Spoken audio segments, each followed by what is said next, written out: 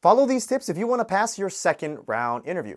So congratulations, you've passed the first round interview, which usually is with the recruiter or the hiring manager themselves. And usually these first round interviews are more like fit interviews. They're just trying to make sure that you have all of the basic qualifications, skills, and experiences that they're looking for the job. But now you're going on to the second round, which means they're trying to actually test how good you are at your job. They're going to test you beyond the basic level of each of your different skills because they want to go deeper and test your true knowledge. They also want to make sure that you didn't just lie on your resume and in the first round interview, and that you actually know how to do stuff. So tip number one, when it comes to acing your second round interview, you want to go ahead and write down all of the previous examples and stories that you've already shared in the first round interview. That way you don't repeat the same story multiple times.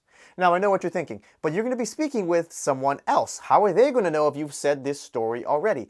Well, most companies will make interviewers take notes, and usually if they're going to share their notes afterwards, or if you have a really powerful or good story or example, you can bet that all of your interviewers are going to talk to each other about that amazing story. And so if they all say the exact same thing that you've said in every single one of your interviews, it's not going to look good for you, because it means you've only got one good story to tell and you don't have a lot of other experience or a lot of other accomplishments that you're proud of. So make sure you have enough stories to talk about when you're going into your second round interviews, and make sure you know how to use the STAR method and practice that. And remember, you want your answers to be 3 to 5 minutes for all of your behavioral questions. And building on that first point, make sure you're prepared in your second round interview to talk about the answers and stories you've shared in the first round. They might even ask you to go one level deeper and explain how and why you actually made certain decisions or things that you shared in the first round interview. So in the first round interview, you said that you increased your company's revenue by 35%.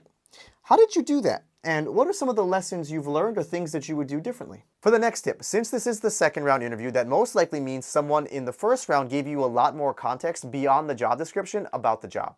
They may have told you things like, what are the current problems this team is facing, or what are the real skills that they actually need someone to have so they can hit the ground running and onboard very quickly. They may have even told you what projects you would immediately be handling or trying to do when you join the company. Or if you're an engineer, they might have told you what coding languages they use the most and what you should be preparing for in the upcoming coding rounds or other questions. And this leads me to the actual tip itself. This means that in the second round interview, they are going to expect that you have highly customized and tailored and relevant stories and examples to share based on the context of the role that they've given you. So if they told you that you're going to be working with enterprise level accounts, all of the stories and examples that you talk about should be times where you've worked with enterprise level accounts. Or if they told you that they're planning on entering a brand new market or expanding internationally, all of your stories need to talk about those types of things that you've done. So even if you're sharing other types of stories or examples that are still powerful and have good results, you are not going to be a fit and you're going to get rejected. Next, after the first round interview, you typically can expect a lot more hypothetical interview questions. These are questions like, if we hired you and asked you to do blank,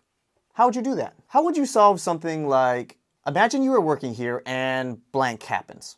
What would you do? Companies love to ask hypothetical questions in the second round because it really shows if you actually lied on your resume or not. Now, to answer hypothetical interview questions, do not use the STAR method. The STAR method is only for behavioral interview questions, or questions that ask you to talk about things that you've done in the past. When you're answering a hypothetical question, you want your answer to be 4 to 5 minutes long because you want to make sure that it's thorough. And you want to make sure that you're discussing how and why you're doing certain things. And this is the most important tip when you're answering hypothetical interview questions. Don't just start throwing out random ideas that come to you when you're in the moment. Even if the ideas are really good, you want to make sure that you have some type of organization and structure to your answer. For example, if they ask you how you would solve a certain problem if you were at the company, don't just start saying, oh, well, if you have this problem, I would do this. Oh, and then I would also do this. Oh, but actually, before you do those things, make sure you also do this. Oh, that reminds me. I also want to make sure I look at this data. Oh, and do you guys have this type of system? So even though you're asking good questions or saying good answers or good solutions, see how disorganized you look? Also, if they ask you a really vague interview question and you need data or some type of information to actually provide some type of solution,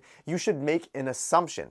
Don't just say you need the data and then stop your answer. For example, our marketing campaigns aren't going well right now.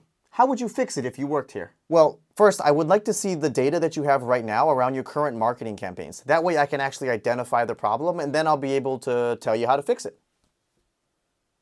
Yeah, that's my whole answer.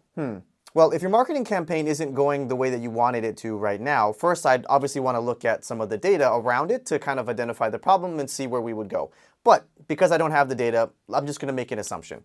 Let's just say that the data says you actually have a really good engagement on social media with the campaigns and ads that you're running, but you actually have a really low conversion rate when you're driving traffic towards your website. If that's the case, then this problem usually occurs because one of two things. One, you could actually have a product problem, meaning that the advertisements are driving traffic, but then people are realizing that you don't have a good product or they're just not compelled enough to buy.